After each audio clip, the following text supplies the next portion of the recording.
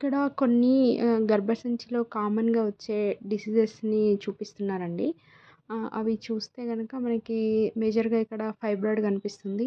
తర్వాత ఎండోమెట్రియాసిస్ కనిపిస్తుంది. ఇంకా ఎడినోమైసిస్ అండ్ ఎడిహెషన్స్ అండ్ ఇంకా వచ్చేసి సాల్పింజైటిస్ ఇవి కనిపిస్తున్నాయి ఈ మోడల్‌లో.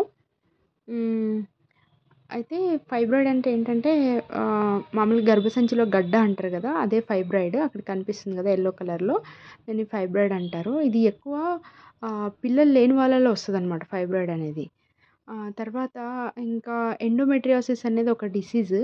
అదేంటంటే మనకి యూజువల్‌గా మెన్సెస్ అనేది ఎవ్రీ మంత్ షెడ్ అయ్యి వెళ్ళిపోవాలి కదా బయటికి. అలా కాకుండా రెట్రోగ్రేడ్ మోషన్‌లో వెళ్ళి అది అక్కడక్కడ ప్లేస్ అవుతూ ఉంటదనమాట. Like out of the uterus. దాని ప్లేస్‌లో కాకుండా వేరే దగ్గర అది కొన్నిసార్లు ఓవరీస్ మీద ఉండొచ్చు. కొన్నిసార్లు ఏమంటారు యుటరస్ ఔట్ సైడ్ కావచ్చు. వేరే లేయర్స్ మీద కావచ్చు. అట్లా పడితే దాన్ని ఎండోమెట్రియాసిస్ అంటారు.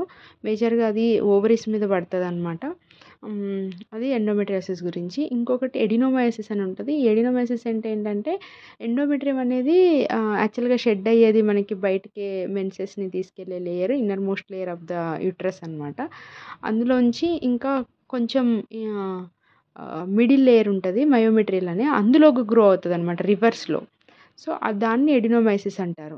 ఈ 2 ఎడినోమైసిస్ అయినా, ఎండోమెట్రియోసిస్‌లో అయినా మేజర్‌గా ఏంటంటే పేషెంట్‌కి చాలా పెయిన్ ఉంటది. అసలు వాళ్ళు కనీసం మెన్సెస్‌లో కదలను కూడా కదలలేరనమాట. అంత పెయిన్ ఉంటది. ఈ రెండిట్లో కామన్‌గా ఉండే సింప్టమ్ అది. తర్వాత ఇక్కడ ఇంకోటి కనిపిస్తుంది చూడండి. మనకి ట్యూబ్స్ అంటారు కదా! ఫాలోపియన్ ట్యూబ్స్ అంటారు మనకి. అదే ట్యూబల్ బ్లాక్ గాని అట్లా ఉంటాయి. ఇక్కడ ఇదేంటంటే సాల్పింజైటిస్ అంటారనమాట. అంటే ట్యూబ్స్‌కి ఇన్ఫెక్షన్ వచ్చి అట్లా ఉబ్బిపోయిందది. సో, ఈ సాల్పింజైటిస్ అనేది చాలా డేంజర్. లైక్ అంటే ఇన్‌ఫెర్టిలిటీకి మేజర్ కారణం అది. కొన్నిసార్లు ట్యూబర్‌క్యులోసిస్ ఉన్న వాళ్ళకి గూడా అట్లా సాల్పింజైటిస్ ఉంటదనమాట. ఇంకొకటేంటంటే ఈ సాల్పింజైటిస్ ఎందుకు ప్రాబ్లమో ఇంకా ట్యూబ్స్ ఇంపార్టెంట్ ఏంటంటే మనకి ఈ ఓవరీ నుంచి ఫాలికల్స్ రప్చర్ అయ్యి గుడ్డు అండం అంటాం గదా! అదే ఓవం అనేది మనకి ఈ యాంపుల్లా పార్ట్ ఆఫ్ ద ఫాలోపియన్ అంటే ఆ ట్యూబ్‌లోకి రావాలనమాట. కొంచెం దూరం ట్రావెల్ చేసిన తర్వాత ఇక్కడికి మనకు వెజైనా నుంచి స్పెర్మ్ అనేది ట్రావెల్ చేసి అక్కడ యాంపుల్లా పార్ట్‌కి వచ్చిన తర్వాత ఫర్టిలైజేషన్ అనేది జరుగుతదనమాట. ఇంకా డిసీజెస్ ఏమున్నాయంటే ఇక్కడ ఎడిహెషన్స్ ఒకటి చూపిస్తున్నారు. ఇప్పుడు ఇటు సైడ్ చూస్తే మీకు బ్రాడ్ లిగమెంట్ అంటే ఓవరీకను ఫాలోపియన్ ట్యూబ్‌కి మధ్యలో గ్యాప్ ఉంది. కానీ ఇప్పుడు మనం ఏదైతే చూస్తున్నామో అక్కడ గ్యాప్ లేదు. 2 కూడా అడ్హెరెంట్ అంటే అతుక్కుపోయి ఉన్నాయన్నమాట. ఈ అతుక్కులో వల్ల ఏంటంటే పేషెంట్ ఎక్కువ పెయిన్ వస్తది. పీరియడ్స్‌లో గానీ మామూలుగా గూడా వాళ్ళకి అబ్డామినల్ పెయిన్ అనేది ఊరికే వస్తూ ఉంటదన్నమాట.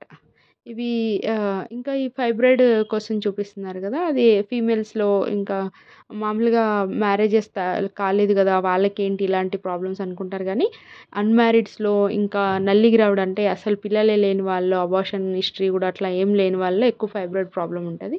ఇది వెజైనా, అది cervix and this is endometrial cavity and అది ట్యూబ్స్. మనకి ఓవరీస్ నుంచి ఫాలికల్ అనేది రప్చర్ అయ్యి అక్కడ ఫర్టిలైజేషన్ జరుగుతదనమాట. సో, ఈ పాత్‌వేలో ఎక్కడ ప్రాబ్లమ్ ఉన్నా గానీ ఇన్‌ఫెర్టిలిటీ వస్తది. ఒక్క దగ్గర అని కాదు. ఈ మొత్తం ఓవరాల్ ఫంక్షన్ ఇప్పుడు ఓవరీస్ కరెక్ట్‌గా ఫంక్షన్ ఉండాలి. రప్చర్ అవ్వాలి. ఓవమ్ అనేది రిలీజ్ అవ్వాలి. దాని తర్వాత ట్యూబ్ సరిగ్గా ఉండాలి. ఆ ట్యూబ్ క్యాచ్ చేయాలి ఆ ఓవమ్‌ని. క్యాచ్ చేసిన తర్వాత అది సరిగ్గా ట్రావెల్ అయ్యి మళ్ళీ ట్యూబ్ లోపల రావాలి.